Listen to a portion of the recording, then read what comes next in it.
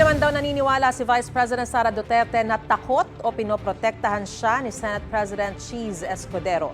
Tungkol naman sa issue kung maitatawid sa susunod na Kongreso ang impeachment trial, sinabi ng Bise na kasama rin yan sa kanilang mga kine-question. Kina-question din namin yan, yung pag-crossover from the 19th to the 20th Congress dahil ang composition ng House of Rep,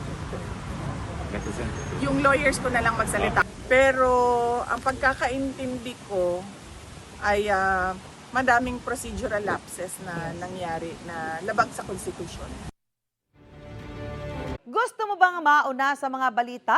Mag-subscribe na sa GMA Integrated News sa YouTube at tumutok sa unang balita.